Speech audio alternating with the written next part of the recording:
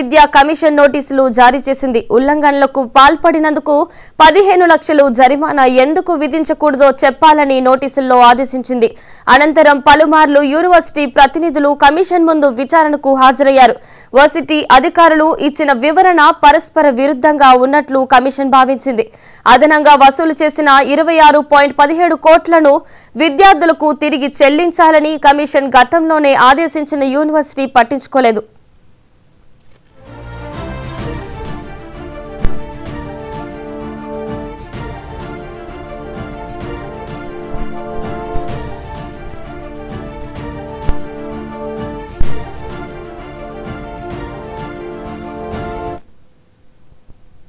ఈ నేపథ్యంలో యూనివర్సిటీ వసూలు చేసిన మొత్తం అదనపు ఫీజులు వెనక్కి ఇవ్వడంతో పాటు 15 లక్షల జరిమానా చెల్లించాలని ఉన్నత విద్యా కమిషన్ కొద్ది రోజుల కిందట ఉత్తర్వులు జారీ చేసింది. 15 రోజుల్లోనే విద్యార్థులకు 26.17 కోట్లు తిరిగి ఇవ్వాలని స్పష్టం చేసింది. అలాగే ఒరిజినల్ సర్టిఫికెట్లు వెంటనే విద్యార్థులు ఫ్యాకల్టీకి తిరిగి ఇచ్చేయాలని ఆదేశించింది. కోర్సులకు అనుమతులు ఇచ్చే UGC, AICTE, PCI, ఐసీఏఆర్ఎస్, ఎన్సీఏహెచ్పీలు Mohan Babu యూనివర్సిటీకి గుర్తింపు లేనట్లుగా భావించాలని, అలాగే ఏపీ ప్రభుత్వం కూడా యూనివర్సిటీ గుర్తింపును ఉపసంహరించుకోవాలని సిఫారు చేసింది.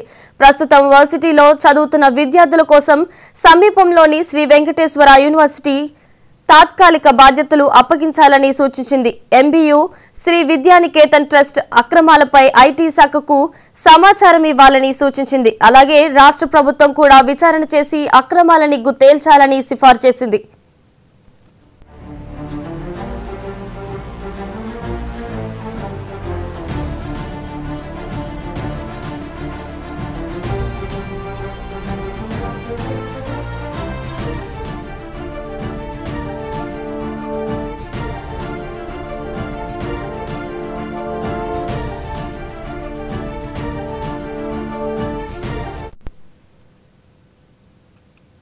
కమిషన్ ఉత్తర్వులపై ఎంబీయూ హైకోర్టును ఆశ్రయించింది. కాగా ఈలోపే కమిషన్ విధించిన 15 లక్షల జరిమానా చెల్లించింది.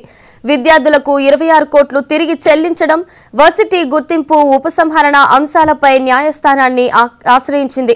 దీనిపై విచారణ కొనసాగుతోంది. అయితే కమిషన్ ఆర్డర్ కాపీ అధికారిక వెబ్సైట్లో అప్లోడ్ చేయడంపై యూనివర్సిటీ ఆందోళన వ్యక్తం చేసింది. తమ పరువుకు నష్టం వాటిల్లుతోందని దానిని తొలగించాలని కమిషన్ను కోరింది. కమిషన్ అంగీకరించకపోవడంతో ఎంబీయూ కోర్టును ఆశ్రయించింది.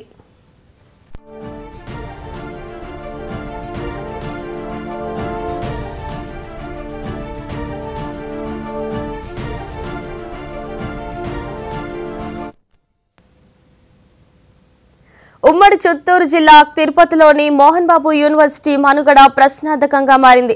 ఇక ఇదే అంశానికి సంబంధించి మరింత సమాచారాన్ని మా ప్రతినిధి మోహన్ అందిస్తారు. మోహన్, చెప్పండి.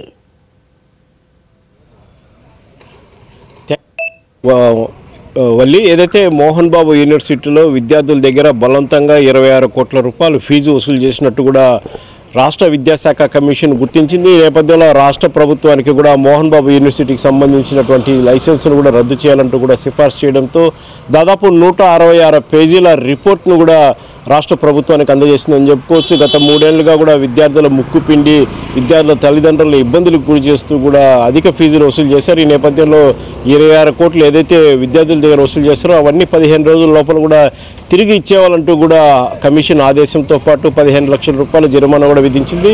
అయితే మోహన్ బాబు యూనివర్సిటీలో జరుగుతున్నటువంటి అక్రమాలపై ఎప్పటికప్పుడు కూడా ఏఎస్ఎఫ్ తరపున, అదేవిధంగా విద్యార్థుల సంఘాల తరపున కూడా పోరాటం చేస్తున్నటువంటి వారిని కూడా బౌన్సర్లు పెట్టి కూడా అడ్డుకోవడం చేస్తున్న పరిస్థితి కనపడుతుంది. ప్రస్తుతం మనతో పాటు విద్యార్థి సంఘాలకు సంబంధించినటువంటి ఒక నేత చిన్ని ఉన్నాడు. ఒకసారి చిన్నితో మాట్లాడించే ప్రయత్నం చెప్పండి. మోహన్ బాబు యూనివర్సిటీలో దాదాపు 26 కోట్ల రూపాయల వరకు కూడా విద్యార్థుల దగ్గర కూడా ఫీజులు వసూలు చేశారని చెప్పి కూడా రాష్ట్ర విద్యాశాఖ కమిషన్ ఎలా తీసుకోవాలి సార్? మోహన్ బాబు మీద ఇప్పటికైనా ఈ ప్రభుత్వం వచ్చిన తర్వాత 20 కోట్ల అవినీతి అని చెప్పేసి ఆయన మీద హైకోర్టు మొట్టికాయలు వేయడం నిజంగా శుభపరిణామం. ముందుగా ఇంకా తెలుసుకోవాల్సింది ఏంటంటే, ఈ మోహన్ బాబు అనేటువంటి ఎంబీ యూనివర్సిటీ ఏదైతే ఉందో గత 4 సంవత్సరాల నుంచి ఏఐఎస్ఎఫ్ విద్యార్థి సంఘంగా బాధిత విద్యార్థి తల్లిదండ్రులు మా దగ్గరకు వచ్చి ఇదే తిరుపతిలో బైరాగిపట్నంలోని భారత కమ్యూనిస్టు పార్టీ సిపిఐ ఆఫీస్కి విద్యార్థుల తల్లిదండ్రులు వచ్చారు. అయ్యా, విద్యార్థుల దగ్గర ముక్కుపిండి మోహన్ బాబు గారు ఫీజులు వసూలు చేస్తున్నారు, ఇంతంత ఫీజు మేము కట్టలేమంటే బౌన్సర్లతో మా మీద దాడి చేస్తున్నారు, మీరు మాకు న్యాయం చేయండి అని చెప్పేసి గతంలో ఏదైతే 3 సంవత్సరాల క్రితం ఏఐఎస్ఎఫ్ని విద్యార్థుల తల్లిదండ్రులు సంప్రదించగా మేము విద్యార్థి సంఘంని లీడర్లు అందరూ ఒక 200 మంది విద్యార్థులతో విద్యార్థి తల్లిదండ్రులు సేకరించుకొని అక్కడికి వెళ్ళే ప్రయత్నం చేశాం, మోహన్ బాబు యూనివర్సిటీకి వెళ్ళే ప్రయత్నం చేశాం. అయితే అయ్యా ఎందుకు ఇంత ఫీజులు వసూలు చేస్తున్నారంటే మోహన్ బాబు గారు బయటికి రారు, సంబంధిత అధికారులు బయటికి రారు, ప్రిన్సిపల్ రారు, వైస్ ప్రిన్సిపల్స్ రారు, వైస్ చైర్మన్ రాడు. అయితే అక్కడ ఉండేటువంటి బౌన్సర్లు మాత్రం ఎందుకు ఇంత ఫీజులు వసూలు చేస్తారంటే బౌన్సర్లతో కొట్టించి ఆనాడు మా మీద కేసులు పెట్టించాడు. అయితే మేము ఆ రోజే చెప్పాం, గతంలో మోహన్ బాబు గారు ఫీజుల పేరుతో యూనివర్సిటీలో విద్యా పేరుతో ఫీజులు దందా నడిపిస్తున్నాడు, పెద్ద కుంభకోణం చేస్తున్నాడు, ఆయన మీద ఎప్పటికప్పుడు అవినీతి ఆరోపణలు చేస్తానేమని అవినీతి చేస్తున్నాడు, ఆయన మీద ఎంక్వైరీ చేయండి, సిట్టింగ్ కమిటీతో విచారణ చేయండి అని ఎన్నో సందర్భాల్లో గతంలో హైయర్ ఎడ్యుకేషన్కి కంప్లైంట్ చేశాం, విద్యాశాఖ మంత్రికి కంప్లైంట్ చేశాం, అక్కడ ఉన్నటువంటి స్థానిక ఎమ్మెల్యే చంద్రగిరి ఎమ్మెల్యే గత ప్రభుత్వంలో ఉన్న ఎమ్మెల్యే కంప్లైంట్ చేశాం. అయినా ఆయన మీద గత ప్రభుత్వంలో ఎటువంటి చర్యలు తీసుకోలేదు. ఆయన ఏమనంటే నేను జగన్మోహన్ రెడ్డి బంధువుని, ఏం చేస్తారో చేసుకోండి, నా మీద ఒక్క ఈగ కూడా వాళ్ళది ప్రభుత్వంలో ఏ విద్యార్థి సంఘాలు వస్తారో ఎవరు వస్తారో తెలియదు అంటారు.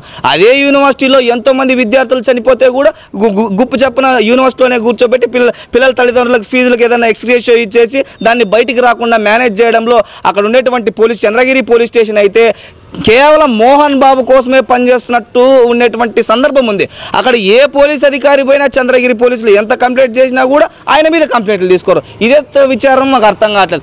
ఆయన మీద ఎన్నోసార్లు ఉద్యమాలు చేశాం. ఉద్యమాలు చేస్తున్నటువంటి టైంలో ఆయన కుమారుడు ఎవరైతే 3వ కుమారుడు ఉన్నారో మంచు మనోజ్ గారు కూడా విద్యార్థి సంఘాలు చేసేటువంటి ఉద్యమానికి స్పందించి మీరు ఏదైతే ఉద్యమాలు చేస్తున్నారు దయచేసి ఉద్యమాలని ప్రశాంతంగా ఉండండి, నేను వచ్చి విద్యార్థి సంఘాలతో ఏఐఎస్ఎఫ్ని సంప్రదించి మాట్లాడతానని ఆయన ఎక్స్లో ట్వీట్ చేశాడు. ఆయన ట్వీట్ చేసిన తర్వాత ఆయన మాకు ఫోన్ చేసి మాట్లాడితే మేము చెప్పాం, అయ్యా ఇట్లా అవినీతి జరుగుతుంది, ఈ అవినీతి గురించి నా గురు విద్యార్థుల తల్లిదండ్రులు కంప్లైంట్ చేశారు, మా యూనివర్సిటీలో నిజంగా ఫీజుల పేరుతో వేధిస్తున్నారని నాకు కూడా కంప్లైంట్ వచ్చింది, నేను కూర్చొని మాట్లాడతాను, సెటిల్ చేస్తానని చెప్పాడు.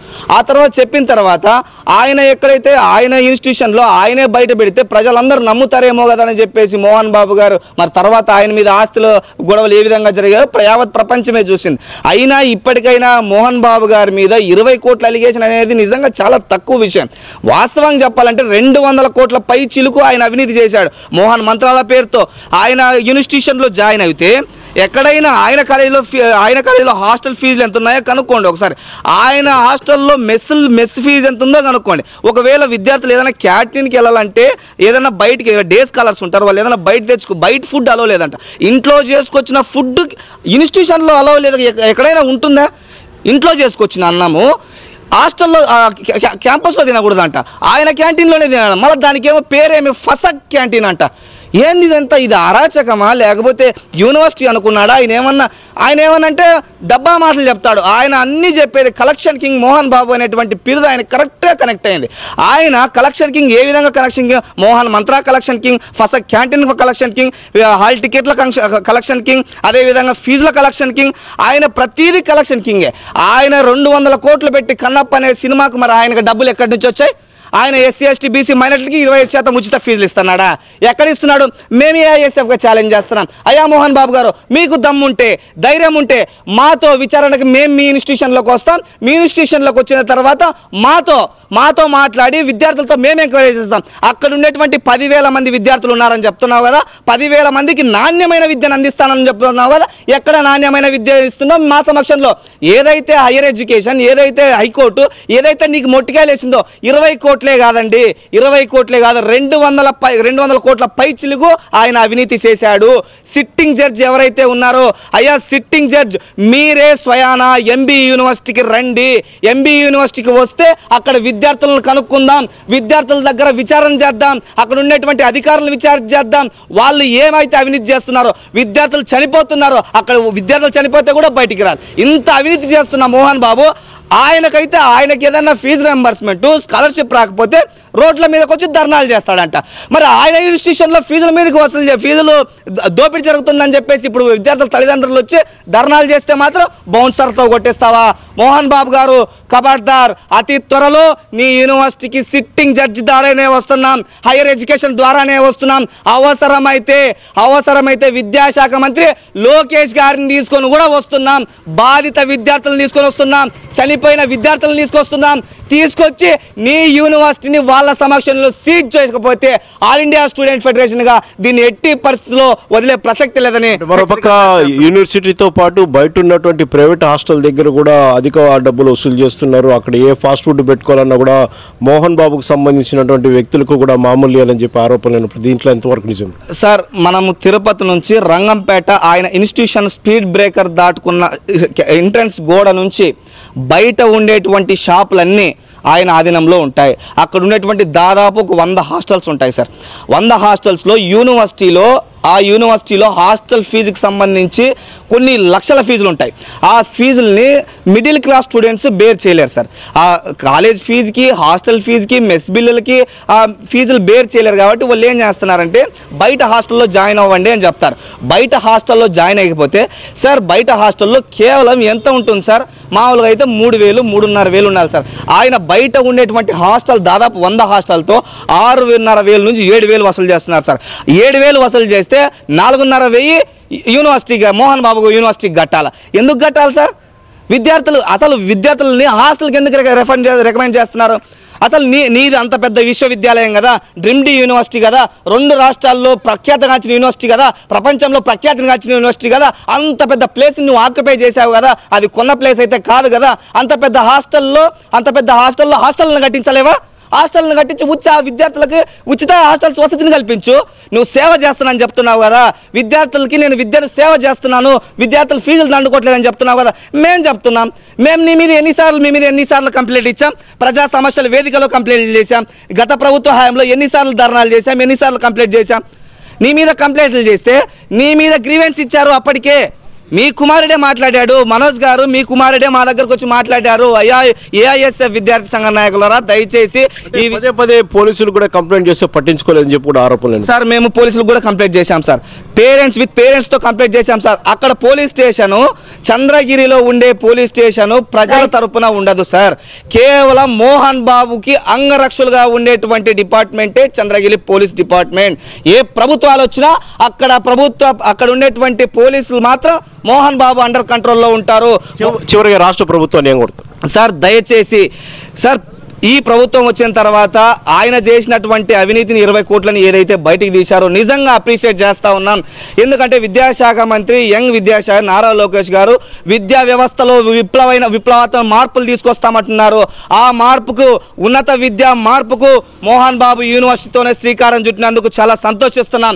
అదే విధంగా చెప్తున్నాం, దయచేసి 20 కోట్లే కాదు సార్, 200 కోట్లు ఉంది. దయచేసి మీరందరూ వచ్చి లైసెన్స్ ఏదైతే మోహన్ బాబు యూనివర్సిటీలో దాదాపు ఇప్పటి వరకు 200 కోట్ల మేరకు కూడా స్కామ్ జరిగిందని చెప్పి కూడా విద్యార్థి సంఘం నాయకుడు చిన్న చెప్తున్న పరిస్థితి కనబడుతుంది. సిట్టింగ్ జడ్జి ద్వారా కూడా విచారణ జరిపితే తొందరలోనే మోహన్ బాబు యూనివర్సిటీ మూసివేయడం ఖాయం. మరోపక్క విద్యార్థుల దగ్గర అధిక ఫీజులు ఏదైతే 26 కోట్లు వసూలు చేశారో దాన్ని వెంటనే 15 రోజుల లోపల కూడా విద్యార్థులకు చెల్లించాలి. అదేవిధంగా 15 లక్షల రూపాయల జరిమానా కూడా కట్టాల్సి ఉంటుందని చెప్పుకోవచ్చు. మరోపక్క రాష్ట్ర ప్రభుత్వానికి విద్యాశాఖ కమిషన్ మోహన్ బాబు యూనివర్సిటీకి కూడా లైసెన్స్ రద్దు చేయాలని చెప్పి కూడా డిమాండ్ అయితే వినపడుతుందని చెప్పుకోవచ్చు. Valli, okay, thank you Mohan.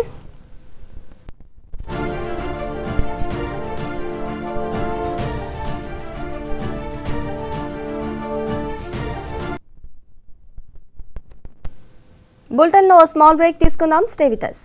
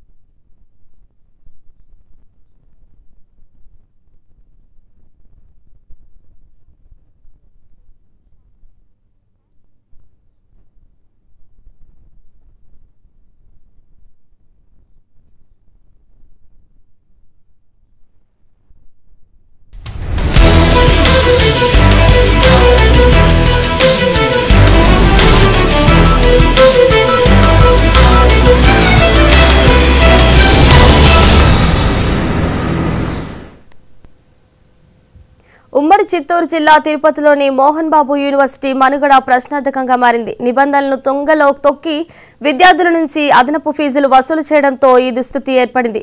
ఇక ఇదే అంశానికి సంబంధించి మరింత సమాచారం సిపిఐ నాయకులు ఈశ్వరయ్య మనతో పాటు ఉన్నారు. అతన్ని అడిగి తెలుసుకుందాం. సార్ చెప్పండి. నమస్కారం మేడం. నమస్తే అండి. హలో నమస్తే అండి, వినిపిస్తుందండి. నమస్తే మేడం. మోహన్ బాబు యూనివర్సిటీ పైన the parents association of Andhra Pradesh అనేటువంటి పేరుతో మేము గత 2 సంవత్సరాల కాలంగా పెద్ద ఎత్తున వివిధ రూపాల్లో కంప్లైంట్ చేయడం జరిగింది. హైయర్ ఎడ్యుకేషన్ కు చెప్పాము. దాని తర్వాత పైన ఢిల్లీలో ఉన్నటువంటి యూనివర్సిటీ గ్రాంట్స్ కమిషన్ కు చెప్పాము. ఏఐసిటికి చెప్పడం జరిగింది. ఇంజనీరింగ్ కాలేజీలో, ఎంబీఏ, ఎంసీఏ కాలేజీలో జరుగుతున్నటువంటి దందా పైన, క్యాంపస్ లో జరుగుతున్నటువంటి విషయాల పైన కూడా చెప్పడం జరిగింది. కానీ చివరికి అల్టిమేట్ ఈరోజు హైయర్ ఎడ్యుకేషన్ వాళ్ళు 25 కోట్ల రూపాయలు డిపాజిట్ చేయాలని చెప్పేసి, అదేవిధంగా 15 లక్షల రూపాయలు ఆ యూనివర్సిటీ పైన జరిమానా విధిస్తూ దాని గుర్తింపు రద్దు చేయాలని చెప్పి సిఫారసు చేయడం జరిగింది. మేము ఈ విషయం పైన కొంత 50% అయినా సరే గవర్నమెంట్ ఎంతో కొంత స్పందించినందుకు గవర్నమెంట్ కు అభినందనలు తెలియజేస్తా ఉన్నాం. విద్యాశాఖ మంత్రి లోకేష్ బాబు గారి దృష్టికి కూడా ఈ విషయం పైన తీసుకెళ్లడం జరిగింది. అయితే ఇప్పుడు గవర్నమెంట్ దీనిపైన మేము కోరేది ఏంటంటే, అక్కడ జరుగుతున్నటువంటి పూర్తి స్థాయి ఇంకా బయటికి రావాలి అంటే, అక్కడ స్టూడెంట్స్ మధ్యాహ్నం భోజనం చేసినా చేయకపోయినా 20,000 రూపాయలు మెస్ బిల్లు కట్టాలని చెప్పేసి, హాస్టలర్స్ కాకుండా డే స్కాలర్స్ కూడా అక్కడ డబ్బులు చెల్లించాలనేటువంటి నిబంధన ఏదైతే ఉందో ఆ నిబంధన ఇంప్లిమెంట్ చేయకపోతే బౌన్సర్లతో దాడి చేయించేటువంటి పరిస్థితి ఉంది. గతంలో బౌన్సర్ల దాడిని స్టూడెంట్సే కాకుండా పేరెంట్స్ కూడా ఫేస్ చేసినటువంటి పరిస్థితి కూడా మా దృష్టిలో ఉంది. అక్కడ యూనివర్సిటీలో పనిచేసినటువంటి ప్రొఫెసర్స్ కానీ సరైనటువంటి పద్ధతిలో వాళ్ళతో కుదుర్చుకున్నటువంటి మెమరాండం ఆఫ్ అండర్స్టాండింగ్ ఎంఓఈల ప్రకారం వారి జీతభత్యాలు చెల్లించడంలో కూడా నిర్లక్ష్యంగా వ్యవహరించడమే కాకుండా వారిపైన కూడా ప్రత్యక్షంగా పరోక్షంగా దాడులు చేయడం, అవసరమైతే వారిని అర్ధాంతరంగా తీసేయడం లాంటి ఘటనలు, అంటే వేధింపులకు పాల్పడేటువంటి అంశాలు కూడా మాకు అక్కడ పని చేస్తున్నటువంటి వాళ్ళు, పని చేసి వెళ్ళిపోయినటువంటి వాళ్ళు కూడా చెప్పినటువంటి సమాచారం ఉంది. కాబట్టి వీటన్నిటిపైన మేము స్పందించి స్టూడెంట్స్ పక్షాన, పేరెంట్స్ పక్షాన మేము ప్రభుత్వానికి అనేక దఫాలుగా వివరించడం జరిగింది. ఈ మేరకు మా యొక్క విజ్ఞప్తిని పరిశీలన చేసి ఎంక్వైరీ చేసి హైయర్ ఎడ్యుకేషన్ ఈరోజు ఆ చర్యలకు సిఫారసు చేసింది. అయితే దీనికంటే ముందు మేము గతంలో 1 సంవత్సరం క్రితం వచ్చినటువంటి మోహన్ బాబు కాలేజీ పైన జరిగినటువంటి దానిపైన మేము బయటికి వెలికి తీస్తే అప్పుడు పెద్ద ఎత్తున మీడియాలో రావడంతో ఆ మీడియా పైన మా యొక్క ప్రతిష్ట దెబ్బతినిందని చెప్పేసి, ఇన్క్లూడింగ్ మీ, నాతో సహా నా పైన వాళ్ళు 2 కోట్ల రూపాయలకు పరువు నష్టం దావా వేశారు. ఈరోజు విజయవాడ కోర్టులో నేను ఆ కేసును ఛాలెంజ్ చేస్తున్నా. ఆ కేసు నడుస్తూ ఉంది. అలాంటి కేసులకు భయపడే సమస్య లేదు. అయితే మేము ప్రభుత్వానికి విజ్ఞప్తి చేసిందంటే, యాక్ట్ 44 ప్రకారము ప్రైవేట్ యూనివర్సిటీలను ప్రభుత్వం టేక్ ఓవర్ చేసుకోవడానికి అవకాశం ఉంది. కాబట్టి దాన్ని ఈ ప్రభుత్వమే, మోహన్ బాబు యూనివర్సిటీని ప్రభుత్వమే నడపాలి. కానీ ఇప్పుడు అర్ధాంతరంగా దాన్ని రద్దు చేయాలి, లేకపోతే మరొకటి చర్య తీసుకోవాలంటే, రద్దు చేస్తే అక్కడ చదువుతున్నటువంటి స్టూడెంట్స్ అంతా కూడా ఇబ్బంది పడేటువంటి పరిస్థితి వస్తుంది. ఒకటి. రెండోది, ప్రత్యక్షంగా పరోక్షంగా ఒక 10,000 మంది దానిపైన ఉద్యోగ ఉపాధి అవకాశాల పైన పని చేస్తా ఉన్నారు. కాబట్టి వాళ్ళకు కూడా నష్టం జరుగుతుంది. అలా వారికి నష్టం జరగకుండా, విద్యా సంవత్సరం నష్టపోకుండా ఉండాలంటే ఖచ్చితంగా ప్రభుత్వం ఆ యూనివర్సిటీని ఏదైతే చర్యలకు సిఫారసు చేశారో ఆ చర్యలను కాస్త ప్రభుత్వమే ఆ యూనివర్సిటీలో జరుగుతున్న అక్రమాల పైన స్ట్రిక్ట్ విచారణ జరిపించి దాన్ని టేక్ ఓవర్ చేసుకోవాలని చెప్పి మేము డిమాండ్ చేస్తున్నాం. ఆ యొక్క కంప్లైంట్ తర్వాత ఇన్కమ్ ట్యాక్స్ వాళ్ళు దానిపైన నివేదిక ఇచ్చారు. తర్వాత 3 మెన్ కమిటీ ఒక నివేదిక ఇచ్చింది. 3 మెన్ కమిటీలో అక్రమాలు జరిగాయని నివేదిక ఇచ్చారు. ఇన్కమ్ ట్యాక్స్ వాళ్ళు వాళ్ళ యొక్క ఆదాయ వనరులను, ఆదాయ వ్యయాలను పరిశీలన చేసిన తర్వాత డబ్బులు మిస్యూజ్ అయినాయని చెప్పేసి వాళ్ళు కూడా చెప్పడం జరిగింది. ఇందులో భక్త కన్నప్ప సినిమాకు 9 కోట్ల రూపాయలు ఈ స్టూడెంట్స్ కట్టినటువంటి ఫీజుల్లో నుంచి అక్కడికి డైవర్ట్ చేశారని చెప్పేసి అందులో నివేదికలు కూడా పేర్కొనడం జరిగింది. కాబట్టి ఇన్ని రకాల ఆధారాల నేపథ్యంలో మోహన్ బాబు గారికి గతం నుంచి కూడా చెప్పడం జరిగింది. అయినా మోహన్ బాబు గారు తన యొక్క పద్ధతిని మార్చుకోకుండా మళ్ళీ కేసులు ఇంకోటి, అంటే మేము చేసేటువంటి అన్యాయాన్ని, మేము చేసే దందాను, లేదా మాకు పాలక వర్గాల అండగా దండగా ఉన్నారు కాబట్టి, లేదా పోలీస్ వ్యవస్థ మాతో ఉంది కాబట్టి, చట్టం మాతో ఉంది కాబట్టి, నేను విద్యా వ్యాపారాన్ని కొనసాగిస్తున్నాను కాబట్టి ఎవరు ఏమి మాట్లాడడానికి వీల్లేదు అనేటువంటి పద్ధతిలో వ్యవహరించడం అనేది సరైనటువంటిది కాదు. మేము గతంలో కూడా చెప్పాం, మాకు ఆ కుటుంబంలో నుంచి లేదా ఆ కుటుంబంలో ఉన్నటువంటి బంధువర్గాల నుంచి మాకు ఫోన్లు వచ్చాయి, డైరెక్ట్ గా నాకు కూడా ఫోన్లు వచ్చాయి, దీనిపైన స్పందించండి, దీనిపైన మాట్లాడండి. మేము అట్లాంటి కుటుంబ సమస్యల పైన వారి వారి కుటుంబ తగాదాలకి మేము ఇన్వాల్వ్ అయ్యేటువంటి వాళ్ళం కాదు, దాంతో మాకు సంబంధం లేదని చెప్పి నిజాయితీగా ప్రకటించి విద్యార్థుల పక్షాన, పేరెంట్స్ పక్షాన మేము పోరాటం చేశాం. ఆ పోరాటానికి ఇది తాత్కాలిక విజయమే. మళ్ళీ దీనిపైన మోహన్ బాబు గారు ఆ పైనే కేసులు వేసినట్టు వాడు 26 కోట్లు మీరు ట్యాక్స్ కట్టండి, దాన్ని జమ చేయండి అంటే అంత సులభంగా వదిలిపెడతారని చెప్పి మేము అనుకోము. కాబట్టి గవర్నమెంట్ ఏదో కంటి తుడుపు చర్యగా మేము దీనిపైన స్పందించాము అనేటువంటి పత్రం కాకుండా నిర్దిష్టమైనటువంటి సిట్ విచారణ ద్వారా చర్యలు తీసుకొని అలాంటి భవిష్యత్తులో ఏ ప్రైవేటు యూనివర్సిటీలో కానీ, ఏ ప్రైవేటు కార్పొరేట్ విద్యా సంస్థలో కానీ జరగకుండా నిలువరించాల్సిన బాధ్యత యువకుడైనటువంటి యువగల పాదయాత్ర సాధకుడైనటువంటి లోకేష్ బాబు గారి పైన ఉందని మేము బలంగా విశ్వసిస్తా ఉన్నామండి. ఈశ్వరయ్య గారు, ఈ మొత్తం వివాదం వల్ల ఎంబీఏలో చదువుతున్న విద్యార్థుల భవిష్యత్తు ఏమవుతుందంటారు? ప్రభుత్వం ఎలాంటి చర్యలు చేపట్టాలి? మేము ప్రభుత్వానికి అదే మేడం చెప్పేది, విద్యార్థుల భవిష్యత్తుకు ఏ నిర్ణయం తీసుకున్నా కూడా విద్యార్థుల భవిష్యత్తుకు నష్టం వాటిల్లకుండా విద్యార్థుల యొక్క విద్యా సంవత్సరం సజావుగా కొనసాగడానికి ఈ ప్రభావం విద్యార్థుల చదువుల పైన పడకుండా చర్యలు తీసుకోవాలి, సైంటిఫికల్ గా చర్యలు తీసుకోవాలి. అట్లా తీసుకోవాలంటే ఆ యూనివర్సిటీ గుర్తింపు రద్దు చేయడం కాదు కావాల్సింది, దాన్ని మూత వేయడం కాదు కావాల్సింది. ఆ యూనివర్సిటీ ప్రభుత్వమే టేక్అవుట్ చేసుకొని ఆ విద్యార్థులు కడుతున్నటువంటి ఫీజుల పైన వాటితోనే ఈ ప్రభుత్వమే రన్ చేయాలని చెప్పేసి మేము కోరుతా ఉన్నాం మేడం. ఈశ్వరయ్య గారు, ఒకసారి హోల్డ్లో ఉండండి. ఉమ్మడి చిత్తూరు జిల్లా తిరుపతిలోని మోహన్ బాబు యూనివర్సిటీ మనుగడ ప్రశ్నార్థకంగా మారింది. నిబంధనలను తుంగలో తొక్కి విద్యార్థుల నుంచి అదనపు ఫీజులు వసూలు చేయడంతో ఈ దుస్థితి ఏర్పడింది. వాస్తవానికి ప్రభుత్వం నిర్దేశించిన ఫీజులు కాకుండా యూనివర్సిటీ విద్యార్థుల నుంచి ఏకంగా 26 కోట్లు అదనంగా వసూలు చేసింది. దీంతో సదరు విశ్వవిద్యాలయం గుర్తింపును రద్దు చేయాలని ఏపీ ఉన్నత విద్యా నియంత్రణ పర్యవేక్షణ కమిషన్ సిఫారసు చేసింది. ఈ మేరకు మంగళవారం సంచలన ఉత్తర్వులు జారీ చేసింది. గుర్తింపు రద్దు కోసం యూజీసీ, ఏఐసిటిఈ ఇతర సంస్థలను కోరాలని ప్రభుత్వానికి సిఫారసు చేసింది. అలాగే యూనివర్సిటీ గుర్తింపును తక్షణం ఉపసంహరించుకోవాలని కీలక ప్రతిపాదన చేసింది. దీంతో భవిష్యత్తులో యూనివర్సిటీ ఉంటుందా ఉండదా అనే సందేహాలు తెరమీదకొచ్చాయి. ప్రభుత్వం తీసుకునే నిర్ణయంపై దాని భవితవ్యం ఆధారపడి ఉంది.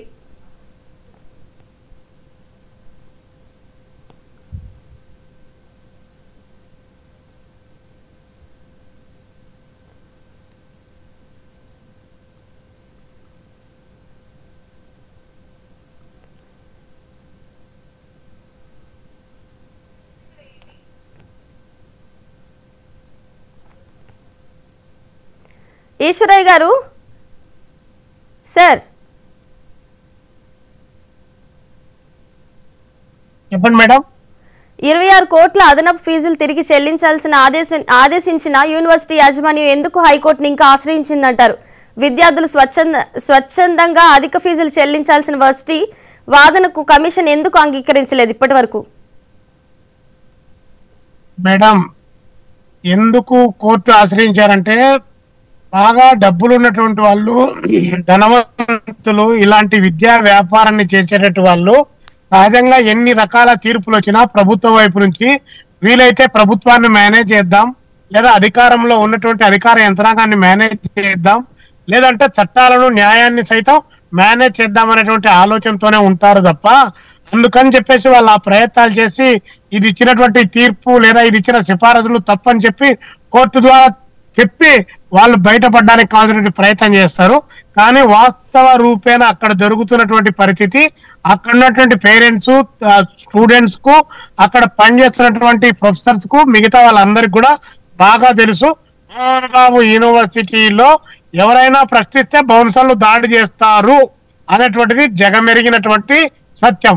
ఇన్కమ్ ట్యాక్స్ వాళ్ళు ఇచ్చినటువంటి రిపోర్టు 9 కోట్లు భక్త కన్నప్ప సినిమాకు ట్రాన్స్ఫర్ అయింది అనేటువంటిది అది మేం చెప్పితే రాదు కదా, అది గవర్నమెంట్ చెప్పితేనే కదా వచ్చేది. తర్వాత ఇక్కడ 26 కోట్ల రూపాయలు ఫీజులు దానికి సంబంధించినటువంటిది కట్టాలన్నటువంటి అంశానికి సంబంధించి ఇదంతా గవర్నమెంట్ నివేదిక ఇస్తేనే జరిగింది. కాబట్టి ఈ నివేదికను బేస్ చేసుకొని స్టేట్ గవర్నమెంట్ నిర్దిష్టమైనటువంటి చర్యలు తీసుకుంటేనే మంచిది అని చెప్పి మేము కోరుతాను. మళ్ళీ ఫర్దర్ గా అవకాశం అంటే ఎవరికైనా దాన్ని ఛాలెంజ్ చేసేటువంటి రైట్ ఉంటుంది కాబట్టి వారి పట్ల వారు ఛాలెంజ్ చేస్తారు. మేము కూడా రేపు పొద్దున పేరెంట్స్ కమిటీ నుంచి ఇప్పుడు ఆల్రెడీ 2 కోట్ల రూపాయలకు పరువు నష్టం దావా కేసును ఎదుర్కొంటున్నాం. మేము దానిపైన ఫర్దర్ గా ఈ ప్రభుత్వం తీసుకునే చర్యలపైన ఆధారపడి సిట్ ఎంక్వైరీ చేయకపోతే మేము కూడా ఫర్దర్ గా స్టూడెంట్స్ పక్షాన పేరెంట్స్ పక్షాన మేము కూడా న్యాయస్థానాన్ని వారు వేసినటువంటి కేసు పైన మేము కూడా ఛాలెంజ్ చేస్తాం. రైట్, థ్యాంక్ యూ అండి ఈశ్వరయ్య గారు.